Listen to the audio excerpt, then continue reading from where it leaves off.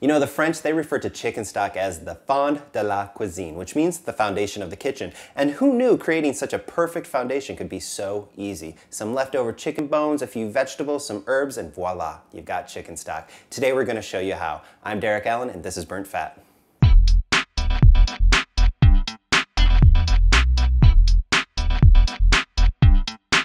Nowadays, there are some good stocks in the supermarket, good organic stocks, but I truly believe that nothing beats making your own chicken stock at home for three major reasons. First up, cost. It is so much more cost effective to make your own stock at home. Those good organic stocks in the supermarket, they can cost 75 cents to $1 just for a cup of stock. You know what? One chicken carcass, one carcass leftover bones, that can produce up to 12 cups of stock. That's 3 quarts, nearly a gallon of stock just using leftover bones, some vegetables, and herbs. Second, control.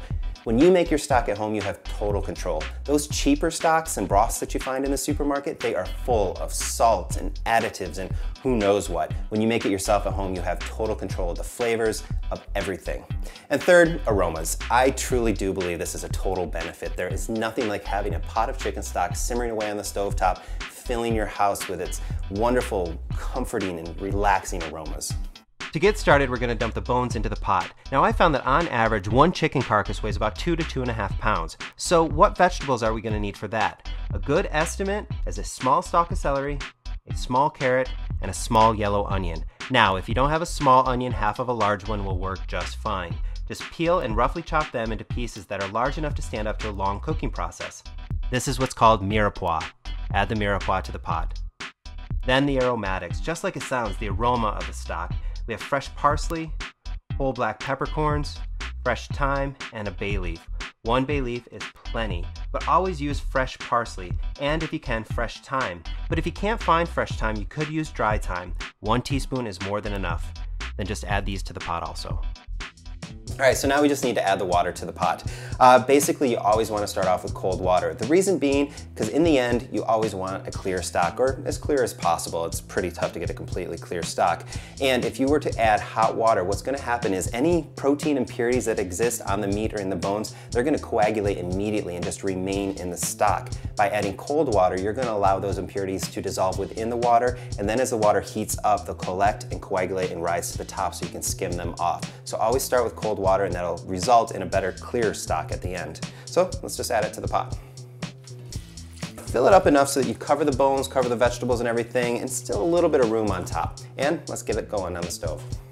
Start the stock off over a high flame to bring it to a good simmer just under a boil. As it's heating, the protein impurities will begin to coagulate and rise to the top. Now, if you notice that the stock begins to boil, turn the heat down to maintain a simmer. As you notice the impurities collect, just use a slotted spoon and skim them off, skimming frequently.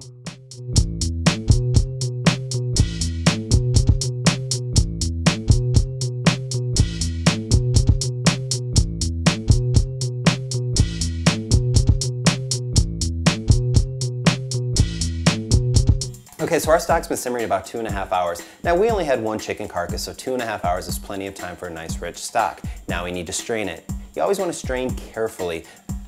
We're putting all this effort into trying to get a clear stock anyway. We don't want to mix it all up when it comes to the straining process. So it's a good idea to use like a measuring cup or something to just kind of carefully strain it.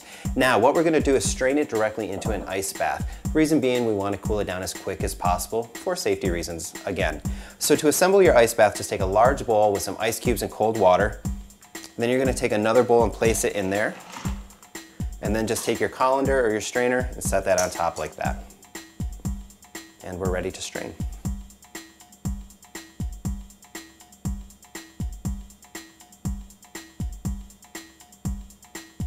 So we strained off our stock. Now basically we're going to let the ice bath do its job and cool it down so it's safe to put in the fridge. Put it in the refrigerator, let it cool completely.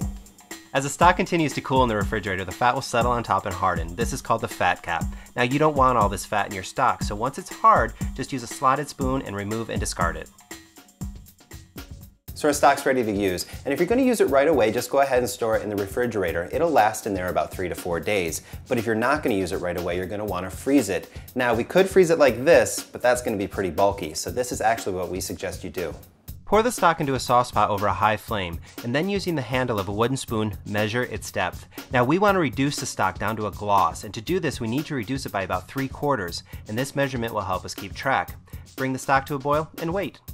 Measure the reduction progress, again using the spoon handle. When it's fully reduced, pour the gloss into an ice cube tray and into the freezer. When the glass cubes have completely frozen through, just pop them out of the ice cube tray and store them in a resealable freezer bag. Be sure to label it and date it. These are going to last easily up to 3 months in your freezer. So whenever you need stock, just take a cube, dissolve it in a cup of water, you got stock. Give it a try. You're going to save a few bucks. You're going to see how nice it is to have total control over the final product, and your house is going to smell awesome. All right, folks, as always, enjoy your time in the kitchen, experiment, but most importantly, have fun. I'm Derek Allen, and this is Burnt Fat. The reason being is because it's something. Relaxing aromas. And I had it all the way up until the end. You know, the French refer to chicken stock as the fond de l'eau. What was that again? What was the middle part? What the cold water will do, I just spit and I saw it go. I actually have full control over my eyes just went weird. And who knew, let's try that again. The fond de la cuisine, which means the foundation of the kitchen. What's wrong, dude? Refrigerator. Okay. Who knew that such a perfect foundation could be made so easily?